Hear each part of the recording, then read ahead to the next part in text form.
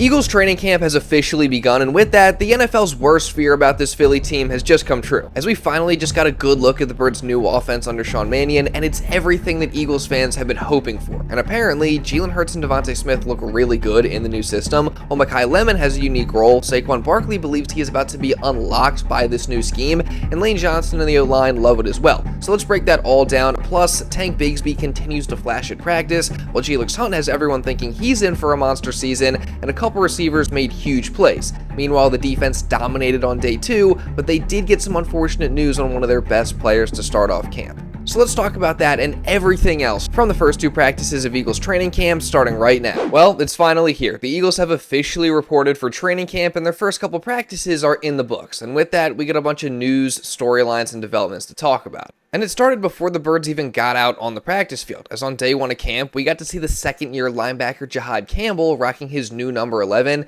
and safe to say it looks great. No doubt, looks way better than that number 30 he was rocking in his rookie season, so love the switch there. The only concern is that the last 2 guys who wore that number, their tenures in Philly didn't end so great. Wait, shut your mouth. Shut your mouth. Yeah, in reality, who cares? Love the switch there, and cannot wait to see Campbell rocking that number 11 in year 2.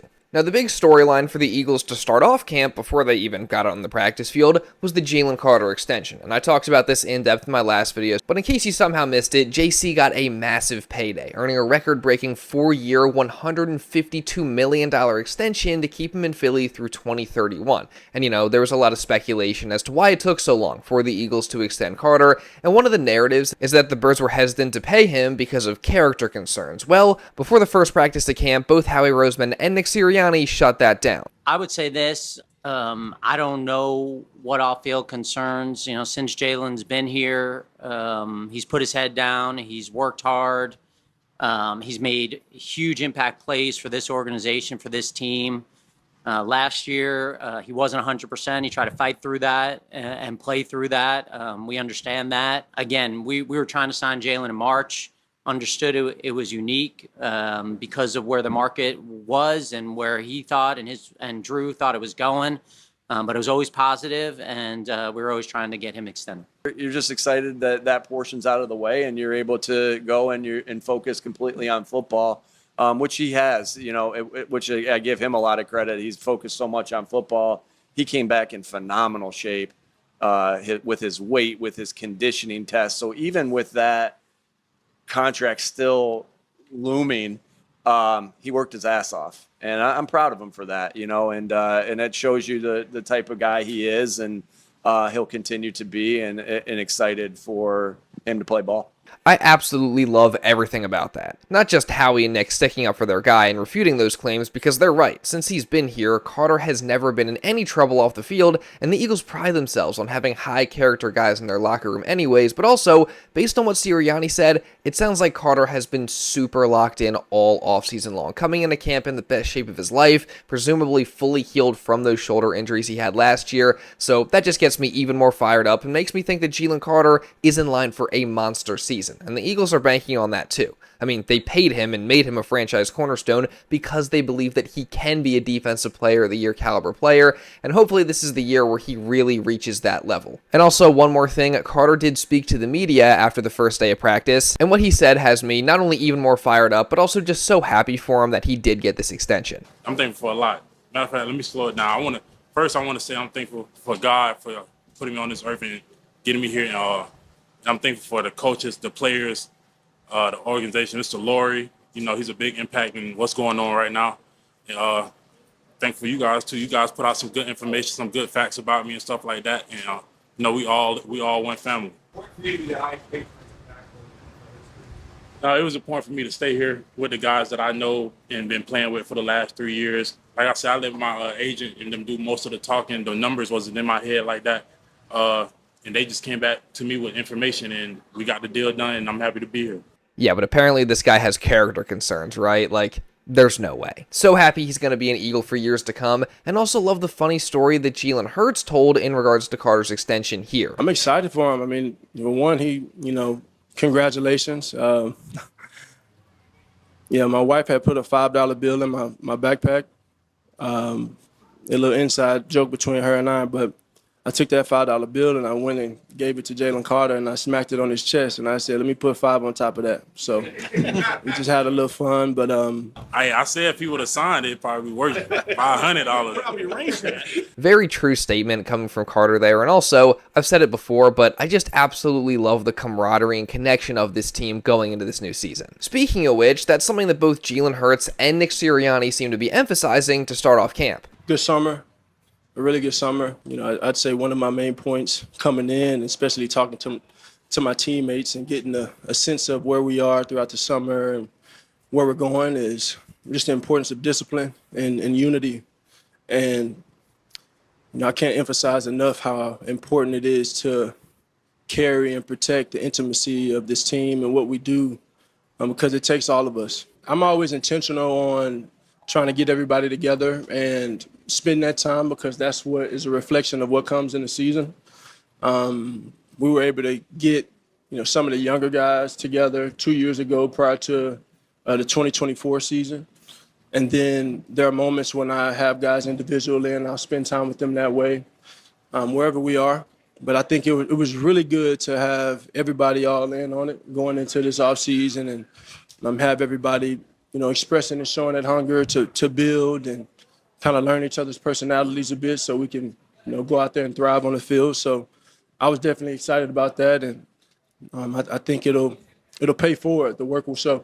Honestly, it starts from Coach Sirianni, and his message in his first words in yesterday's team meeting was about being together and being aligned. And when I was taking notes of it, I just, you know, thought about 100% alignment and zero entitlement. I've said this all offseason, but it really does feel like there's even more of an emphasis on connection and togetherness going into this new season. And not saying that that hasn't been the case in the past. I mean, the Eagles have had some really connected teams that have liked each other a lot, but this offseason in particular, I feel like we've seen guys hanging out together off the field and getting in work together more than ever before, and that includes Jalen Hurts, who typically, you know, we don't get much offseason content from him, but this year, he's been out there with his teammates, getting in work and smiling more than ever before, and I absolutely love it. I mean, I've said this before, and I know it's cliche, but teams that play for each other and are truly connected and like each other tend to be more successful than teams that are not as connected. So, I mean, the vibes are high going into this new season. Jalen Hurts seems to be in great spirits, and I could not be more excited for that. So drop a like down below. Let's see if we can get at least 500 likes today. Also, the Eagles are obviously super busy right now with training camp finally getting going this week, and as an Eagles content creator, I'm obviously also super busy covering all the action. But when I do get a bit of free time, it's nice to just get out of the house, go do something with friends and family, and that's exactly where today's sponsor comes in, that being Cash App. Cash App is a mobile finance app that allows you to send and receive money with ease. So, say when I go out to a movie, for example, I can pay for everybody's tickets, and then they can pay me back with ease. Plus, Cash App also allows you to invest and manage your money, and they also offer you a free Cash App card, which allows you to spend money directly from your Cash App balance. And specifically for parents with teenagers, this could be perfect for you. For all the parents out there with teenagers, we know you're already trying to keep a million different things under control. Cash App is here to help make sure your teen's money and their spending isn't adding to that craziness. For example, teens aged 13 to 17 can get their own Cash App card, but parents will get a notification anytime a transaction occurs. And parents also have the ability to manage their teen's account from their own account, so it's a great way to still monitor their activity while also giving them some freedom and independence. Plus, the Cash App card has 24/7 fraud monitoring, so if it ever gets lost, you can just easily lock it. Not to mention that Cash App has no monthly fees, hidden balance requirements, or hidden charges, so for parents of teenagers, again, this is a perfect way to give them more financial independence while also still having some control, and you can get started now by downloading Cash App and sponsoring their account. And even for someone like me with no kids, Cash App is still very, very useful. So lucky for you, I got a deal. New Cash App customers can earn $10 if they use code FAMILY10 in their profile at sign up and send $5 to a friend within 14 days. Terms apply. Cash App is a financial services platform, not a bank. Banking services provided by Cash App's bank partners, prepaid debit cards issued by Sutton Bank, member FDIC, Cash App Visa, debit flex card issued by Sutton Bank, member FDIC, and the Bancorp Bank, N.A., pursuant to a license from Visa USA Inc. See terms and conditions for the Sutton prepaid card, Sutton debit flex card, and Bancorp debit flex card. Savings provided by Cash App, A Block, Inc. brand. Visit cash.app/legal/podcast for full disclosures. And thank you to Cash App for sponsoring today's video. Now, the Eagles did drop one more piece of big news before they got out on the practice field, and unlike the Jalen Carter extension, it was pretty bad news, as the Birds' newest star edge rusher Jonathan Greenard apparently suffered a pec injury while lifting weights over the summer, so he was placed on the PUP list to start off camp. Now, the good news there is that this is not expected to be a serious injury. Multiple reports have confirmed that. In fact, Howie Roseman himself said that they do not expect this to be a long-term thing, but still, it's not exactly what you want to hear to start off camp. Greenard was one of my most anticipated players to get to watch going into this camp, but now that he's injured, obviously, we got to wait a little bit longer, and on top of that, this is a guy that is coming off an injury-riddled season last year, and he had surgery in the offseason to repair an injured shoulder, so more injuries to start off camp definitely isn't what you want to see, especially when if you look at Greenard's career, he has consistently missed multiple games per season with various injuries, so not great that he's starting off another year banged up again. Now again, there's no reason to be concerned about this injury in particular. It's not serious and he should be back soon, but Greenard's health will definitely be something to watch because that's really the only semi-concern with him. If he's fully healthy, he's going for 12 plus sacks. There's no doubt in my mind about that. Now switching over to the actual first practice of Eagles training camp, all the buzz from Wednesday's session was about Sean Mannion's new look offense because according to reporters, all the changes were on full display. I mean, literally from the first play of training camp, the Eagles came out in 12 personnel with Johnny Mundt as the tight end 2 and Dontayvion Wicks as the wide receiver 2. And on that first play, you know what they ran? They went under center and ran a stretch toss play. Like, that's what I'm talking about. If that doesn't show you that this is a brand new offense, I don't know what will. And this was just one example of it. I mean, Jimmy Kempski, the Philly voice, noted in his practice notes that, quote, about half of Jalen Hurts' first team reps were from under center. I would also say that around half of the first team reps included some kind of pre-snap motion. There was also a fair amount of play action from under center. And I mean, that is music to my ears right there. Like, that is three things that us Eagles fans have desperately wanted to see more of for so long. You got under center, pre-snap motion, and play action from under center. And it's 100% confirmed at this point that we are going to get a lot more of all of that in 2026 under Sean Mannion. But that's not all. Pretty much every single reporter also made a note of the fact that Jalen Hurts was throwing over the middle of the field a lot. Like, a lot more than usual. And again, man, like, that is exactly what I was hoping to hear. It's like everything that we've wanted to see this offense do for so long is now finally happening because of Sean Mannion, and I cannot wait to watch this offense this year, man. It's beautiful. One play that showcased the Eagles' offensive changes more than anything else was one particular Jalen Hurts throw to DeVonta Smith, and this is a play where the Eagles went under center, they ran play action, DeVonta Smith ran a crossing route over the middle, Hurts threw a beautiful ball to Smitty, who caught it despite tight coverage from Quinton Mitchell, and he ran for some yards after the catch as well. I mean, again, this is everything that we've wanted to see from the Eagles offense for the past few years, and the connection of Hurts and Smitty is especially exciting. By the way, I do understand a lot of Eagles feelings on ESP, but Smitty did win ESP's Player of the Day award as far as that goes, while Jalen Hurts went 13 for 17 after a rocky start and made several nice plays, including one throw over the fingertips of Zack Baun to Dontayvion Wicks, and another where he hit second-year undrafted wide receiver Darius Cooper deep down the seam, and Coop made a diving catch after beating Cooper DeJean. So definitely a good day one of practice for Darius Cooper, not only getting those first team reps, but also making a huge play. Remember, there's like 4 receivers towards the end of the depth chart competing for 1 or 2 spots, Cooper being one of them, so definitely a great start to training camp for him. And then in regards to rookie wide receiver Makai Lemon, he didn't make a ton of plays catching the football. Reports said he had like 1 or 2 catches, but he did run with the starters for most of practice. And what's exciting about him is how Sean Mannion is already using him and taking advantage of his skill set in this new offense. As Jimmy Kempski wrote, quote, Makai Lemon had 1 short catch that I saw, maybe 2, but what stood out to me about Lemon on day 1 was that he was often in motion pre-snap. It feels like Mannion is going to get creative with trying to get Lemon open for easy short throws. So it certainly sounds like Lemon is going to be a big weapon for the Eagles this year, not just catching the ball, but also pre-snap and just creating confusion for the defense with motion, which I absolutely love. So again, like, it's another thing that I just cannot wait to watch. As for Saquon Barkley, though, it sounds like his role in this new offense is set to be a little bit different than we've seen before, as this is something that we also saw in the spring, but reporters noted that Jalen Hurts seems to be throwing to the running backs more often than in the past, and even after practice, Barkley himself said that he's being asked to block less in the passing game, and instead, he's being used more often as a pass catcher, which I think that's really exciting and only adds another interesting dynamic and element to this offense. And then just as a whole, I'm super excited to watch how Saquon looks in this new scheme, especially after what he said after practice. I've always been intrigued with this kind of system. Watching it kind of from afar and seeing a lot of guys have a lot of success in it definitely give you a lot of advantages, especially when you're able to marry it up with everything else. For me, that's super close. For me, I feel like I have a chance to be really good in the system too. You always, I don't know, like I said, I've seen it from afar, but now like actually studying it and working it and trying to put myself in the system, I feel like it's going to open up some things that I may not have been able to show as much in my career. So I'm excited for that part of it too.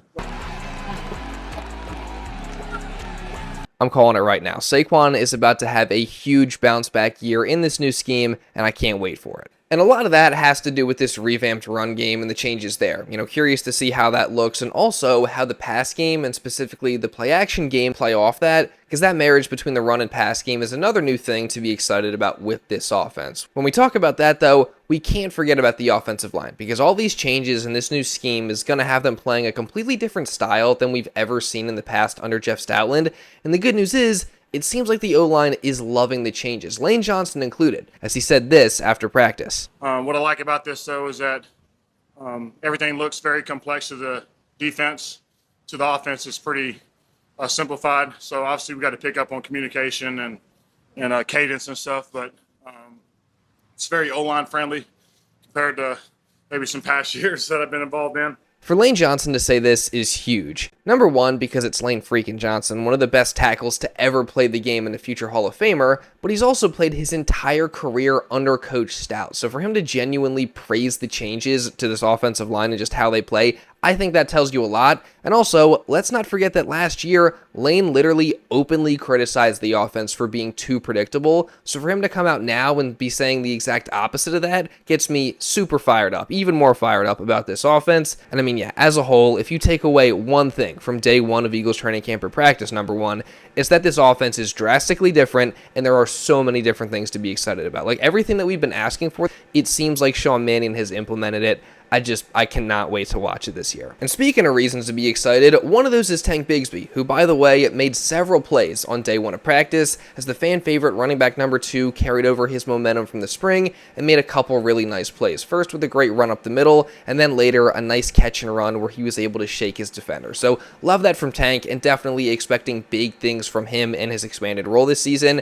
But the big standout performance of the day was actually on the defensive side of the ball, and I know we haven't really talked about them much yet, but edge rusher Jalyx Hunt apparently dominated practice number 1, as Jimmy Kemsky said that he beat Jordan Mailata not once, but twice in a row to get 2 sacks. And he also had a really nice TFL on Tank Bigsby and just set the edge well against the run all practice long. And don't forget, this comes after Hunt also took over practices in the spring. His teammates continue to rave about his athletic ability and his insane potential, and obviously he's already had a crazy trajectory these past 2 years anyway with how much he's improved. So I know it's just training camp practice, but I truly am all in on the Jalyx Hunt hype train, and I think he's in for a monster season this year. And also, staying at the edge rusher position, new offseason addition Arnold Ebiketie apparently had a sack, so that's also cool to hear. But aside from that, we didn't really hear too much else about the defense on day one, aside from some depth chart notes. Marcus Epps was first up at safety next to Andrew Makuba, but Michael Carter did get some first-team reps, so we'll continue to watch that battle, although I think Epps is clearly the favorite.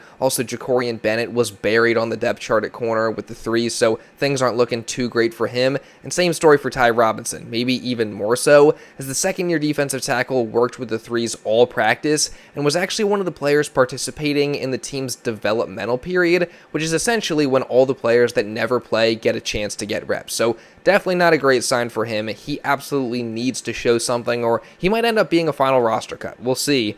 And then on offense, depth chart-wise, nothing too crazy to note. Tanner McKee and Andy Dalton continue to split reps at quarterback 2 as they did in the spring. McKee was up first while Dalton followed that, so I guess we'll continue to see how that battle goes all camp.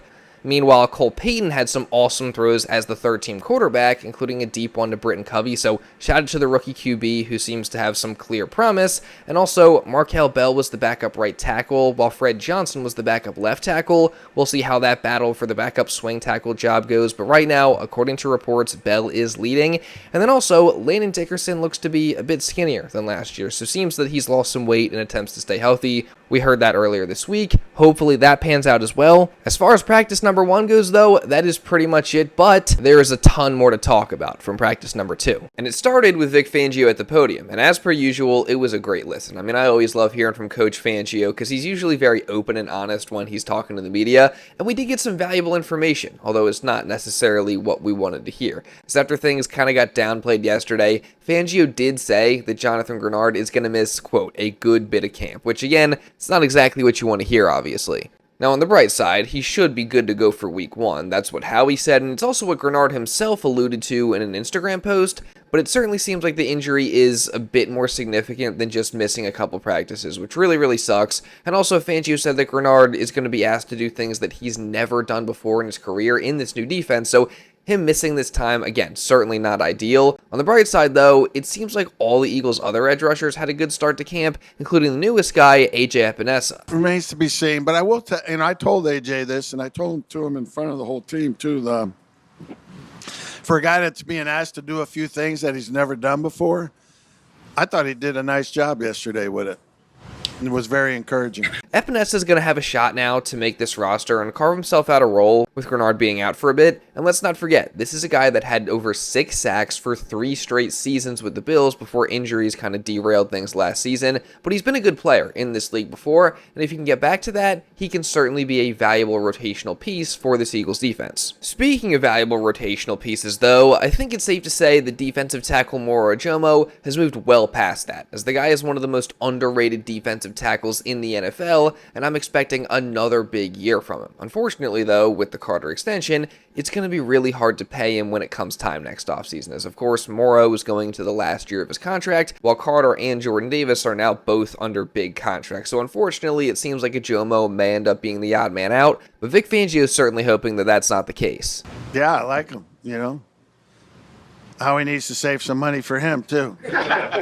Love that from Coach Vic. I mean, he certainly loves Moro Ojomo as a player, and so do I. I mean, fingers crossed Howie can somehow find out a way to get a deal done next offseason. Not holding my breath, but you know what? I'm not even going to think about that right now. That's, a year away. I'm going to enjoy this season with him regardless of what happens next year, and definitely, again, hoping for another big season from Moro Ojomo. Moving on, though, some other important notes come at the linebacker position. As with Nakobe Dean gone, that obviously changes things up a bit there, as he was a multi-year starter and the leader and green dot wearer of that group. So Fangio revealed that those green dot responsibilities, which in case you don't know, the guy that wears the green dot just gets the play calls from the coach, those responsibilities will now go to Zack Baun. And for Jihaad Campbell, there will now be no more cross-training at edge rusher. He is strictly an inside linebacker now. So not necessarily surprised by any of that, but important to hear it officially confirmed by Vic Fangio. Moving out onto the practice field, though, and while a lot of the buzz on day 1 was about the offense, the defense kicked off Thursday's session with a bang, as on the second play of 11-on-11s, Jordan Davis sacked Jalen Hurts, which personally, I love to hear that, because JD obviously just got paid after a breakout year last year, but I think he can get even better. And his pass rushing is one of those areas that I think he still has room to grow, so love hearing that. And apparently, overall, the defense absolutely dominated that first 11-on-11 session, getting 2 sacks, 1 pass deflection, and allowing 0 completions. And that was just the start of what was a really dominant day for the defense as a whole. At one point, about 3/4 of the way through practice, it was noted that the Eagles' first and second team defenses might have had about 8 sacks, which is absolutely nuts. And also on top of that, the Eagles' star of the spring, Tariq Woolen, did flash during this practice as well, as he jumped to Jalen Hurts' pass to Hollywood Brown up the seam, and he nearly picked it off. It actually went right through his hands. So dropped interception there from Woolen, but still good to see him flashing and making plays. And again, overall, it was just a really good day for this Eagles defense for multiple reasons. I mean, one, it's just nice to see the defense shining, but also, from the offense's perspective, how great is it to get to practice against one of the best defenses in the entire NFL on a daily basis, especially when they're installing this new system and scheme? It's just going to make them so much better. I mean, like Nick Sirianni always says, and from Proverbs 27:17, as iron sharpens iron, so one person sharpens another. That is exactly what's going on here in these battles between the Eagles' offense and defense. The defense is helping the offense grow and work out the kinks, while the offense is giving the defense a chance to practice against the scheme that the other top offenses around the NFL use. So there's just so much value on both sides of this thing, and I absolutely love it. Matter of fact, switching over to the offense, one name that I heard a lot on Thursday was Tank Bigsby, as the RB2 stood out for the second straight day, with multiple reporters continuing to note that he looks really explosive. And he's been getting a lot of action, both with the first and second team in these practices, and he just keeps making big plays, as he at one point ran up the middle for a touchdown, and he also caught a pass from Jalen Hurts over the middle. So, I mean, safe to say, the hype for Tank Bigsby has never been higher, and at this point, you got to think that Tank is going to have a much more prominent role in this offense, whether it's being a change of pace back from Saquon Barkley, or, like Zack Baun suggested, maybe you throw him out there with Barkley and some 21 personnel, 2 running back looks. I mean, I don't know, but I'm certainly fired up about Bigsby, and I cannot wait to watch him this season. As for the play of the day, though, that goes to wide receiver Dontayvion Wicks, as Jalen Hurts launched a deep pass down the field, and Wicks went over 2 defenders, those being Cole Wisniewski and Jacorian Bennett, to come down with the 50-50 ball inside the 5 for about a 30 to 40 yard gain. So,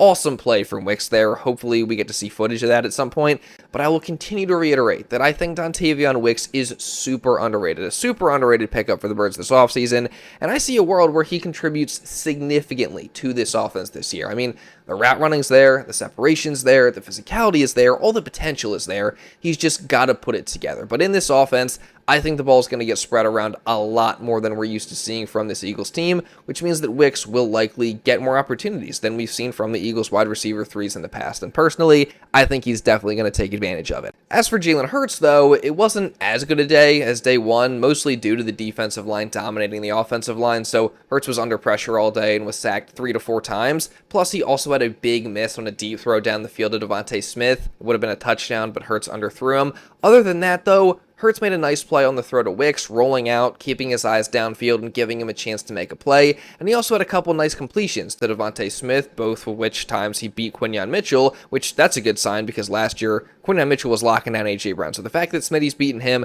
that is awesome. And also, Hurts had a nice throw to Dallas Goedert as well. And QB1 finished the day 11 for 15 with no touchdowns and no picks. So, not the best day for Hurts, not the worst day. Again, though, the main takeaway is that both the offense and the defense are continuing to just push each other to grow. And speaking of the offense, we actually got some videos that truly show you how different things are going to be this year. I mean, this first one, you can see the offense just lines up to run a basic run play, but you see Hurts go under center, and you see him hand to Barkley on an outside zone type of look, which is just, again, so different from what we're used to seeing from this Eagles offense. And then we also have this video of Hurts getting in work after practice. You can see him here taking an under center snap, faking a toss, and then throwing on a rollout. Again, this is exactly what we wanted to see, and I think it kind of hits different now seeing Hurts actually do these things in practice. Again, I've said it a bunch of times about a bunch of different things in this video, but I cannot wait to finally see it out on the field once we get to the season. When you get to come out here, you run the plays, and you may not understand it at the time, and then when you go through the meetings and he breaks down everything, like there's a purpose to everything in the play, and then you see it unfold and you see the defense kind of confused, like, okay, who's covering who now in this motion? How does that affect the D-line and the O-line? How does the run still, even teaching the O-line on some of the concept, this is how you should run. This is how we want you to run because we want to invite these linebackers downhill. And there's a lot more to it than I guess I thought an offensive coordinator can bring to the table. And yeah, I've just been blown away by that evil genius. A couple other notes, though. Andy Dalton started the day as QB number 2 in 7-on-7s before Tanner McKee came in for 11-on-11, so those two are continuing to rotate there, no surprise. As for the rookie quarterback Cole Payton, though, after a great first day, his second day was a bit rough, as he threw 3 interceptions. Now, the first one wasn't his fault. It was dropped by Danny Gray and popped up into the air for A.J. Epinesa to pick it off, but the other 2 were definitely on him. The second one was thrown right to linebacker Chance Campbell, who made the play, and the third was a short pass that was picked by edge rusher Keyshawn James Newby. So definitely a welcome to the NFL type of moment for Cole Payton, but still excited about him and his potential. Now, some unfortunate news, backup offensive lineman Cam Williams went down with an injury. But on the bright side, he did refuse the card and walked off under his own power. So we'll see what that is. Hopefully he's okay, because he's going to need to impress this offseason if he's going to make the roster. And then we also got a couple of videos. Here we can see Eli Stowers blocking, which is awesome. You know, we know that's the biggest area that needs to improve for the rookie tight end. So nice to see him working on that. And we also got footage of that diving catch from Darius Cooper on day one. So that was cool to see as well. Great play by the second-year man. And then one more thing, we have gotten multiple videos of Jalen Hurts running, and is it just me, or does he look a little bit quicker than he has in the past? I mean, something to keep your eye on, but just so many reasons to be excited, man, to start off this training camp. And to end this off, I'll get you even more fired up with a message from Coach Sirianni to his players to kick off camp. So, last thing I want to talk about. I gave this book to some of you guys. I have some extra copies in there, so if you guys are interested in this book, right, Chop Wood and Carry Water, right, really good book. So it's about how to fall in love with the process, right? And my favorite chapter in this book, all right, was being faithful in the small things. Being faithful in the small things. Focusing, here are the highlights of this chapter. Focus on the small things. Focus on the things that you can control. Well, then I started thinking, well, what can we control? Effort, right? Effort, your conditioning, right? Jalen, what your dad used to say, effort's free. It's free. Effort's free. I've been starting to say that to my son. Effort's free, right? Conditioning is free. All these other things takes a lot of talent. Effort, conditioning, free, right? What else are the small things, right? Knowing your assignment, same page. Block destruction, tackling, strip attempts, blocking, catching, ball security, right? All those things, right? And I'm setting the stage of what you already know. You're going to hear this 1,000 times through training camp and 10,000 times throughout the year, right? Of us continuing to talk about it. These are the small things. Right now, the problem sometimes with small things, here's the only problem with the small things sometimes. It's not sexy, and it's often boring. It's boring, it's monotonous, it's not sexy, right? All those things, and it's in conflict with our society because they want to see the big sexy shit.